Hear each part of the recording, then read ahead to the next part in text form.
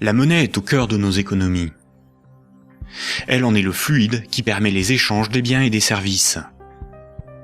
Les biens, ce sont les objets physiques qui ont un prix, comme de la nourriture, des outils, de l'immobilier, des objets de la vie courante, des véhicules, de l'électronique. Un service, c'est du temps que l'on consacre à réaliser quelque chose contre une rémunération. Les architectes, les médecins, les garagistes, les peintres, les avocats, les comptables vendent de leur temps, sous la forme de services. Les biens et les services sont achetés avec de la monnaie. Savoir qui crée la monnaie est donc indispensable pour comprendre comment le monde fonctionne. La monnaie prend plusieurs formes, qu'il faut bien distinguer.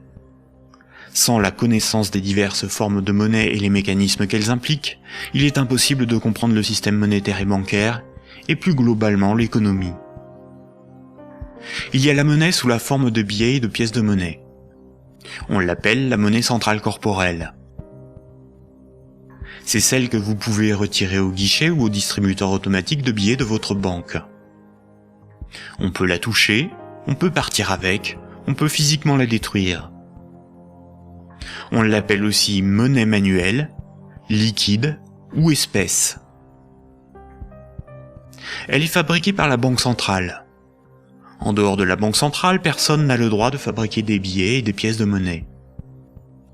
La Banque centrale est une institution missionnée par l'État, ou les États d'une zone monétaire, pour fabriquer les billets et les pièces de monnaie. Elle a aussi pour mission de favoriser le bon fonctionnement de l'économie. Son but n'est pas de faire des profits, mais d'appliquer la politique monétaire.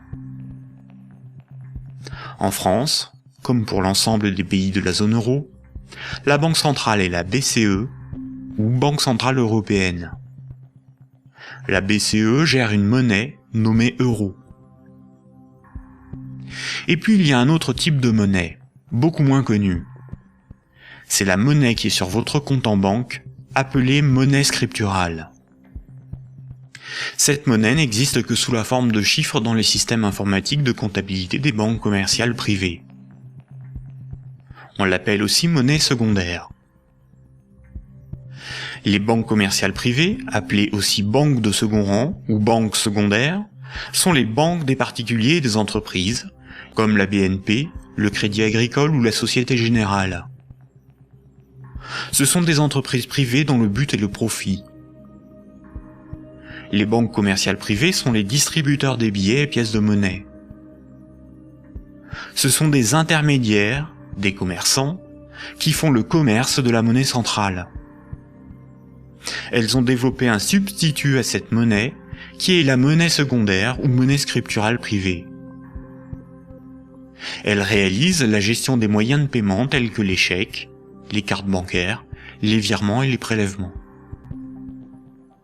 Aujourd'hui, quand le client d'une banque dépose des billets sur son compte, la banque le crédite.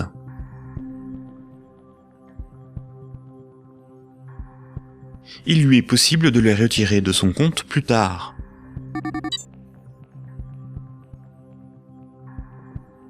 La monnaie secondaire, ou monnaie scripturale privée, est l'équivalent des certificats de dépôt des orfèvres. Tout comme le certificat de l'orfèvre est une reconnaissance de dette de l'orfèvre envers le marchand, un compte bancaire est une dette en monnaie centrale de la banque envers son client.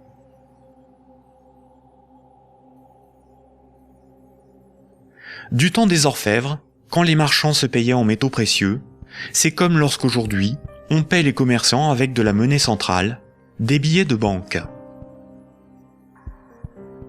Ensuite, quand les marchands se payaient avec des certificats de dépôt de l'orfèvre, c'est comme lorsqu'aujourd'hui, on paie un commerçant par un transfert de monnaie scripturale de notre compte bancaire à celui du commerçant.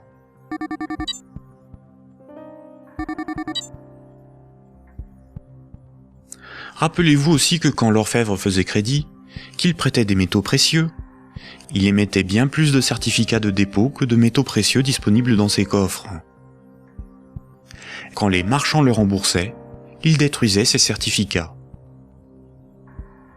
C'est la même chose aujourd'hui avec la monnaie scripturale privée.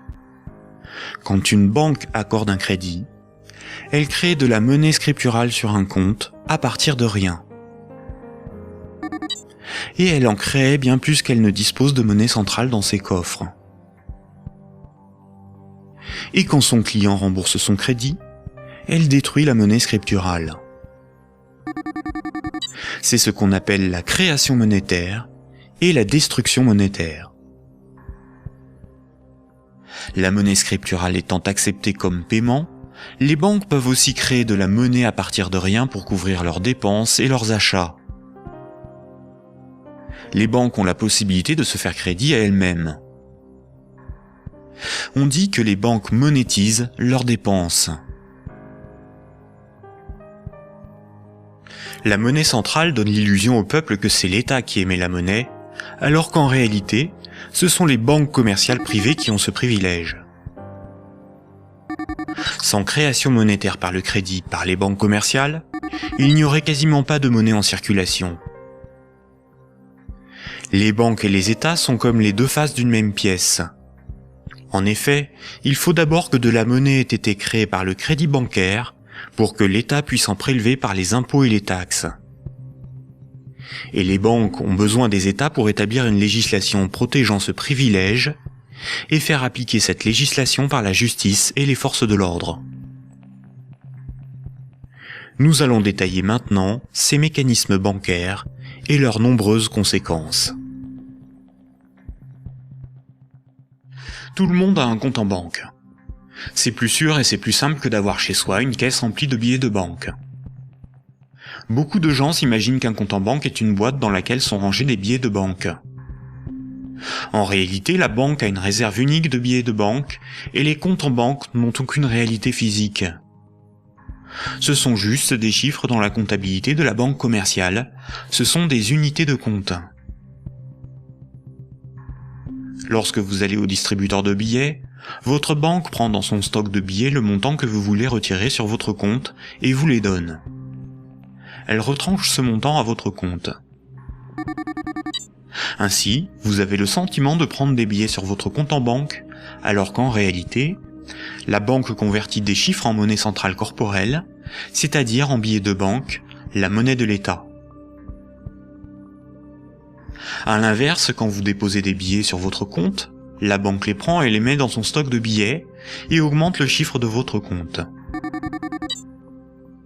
Votre compte ne représente pas un petit tas de billets de banque, mais seulement un chiffre dans un ordinateur.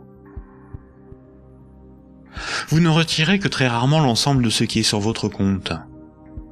Vous retirez juste ce qu'il vous faut pour faire vos petits achats dans les commerces. Tout le reste, vous le laissez sur votre compte. Et le commerçant qui reçoit vos billets comme paiement les dépose lui aussi sur son compte. De ce fait, tout le monde a plus d'unités de compte sous la forme d'un chiffre dans la comptabilité d'une banque privée que de billets de banque dans ses poches ou chez lui. La somme des unités de compte qui correspond au crédit de votre compte s'appelle un dépôt. Un compte en banque sur lequel il y a 1000 unités de compte, on appelle cela un dépôt de 1000 €. On a l'illusion qu'une banque a toujours dans son stock de billets de banque l'équivalent des dépôts qu'elle gère.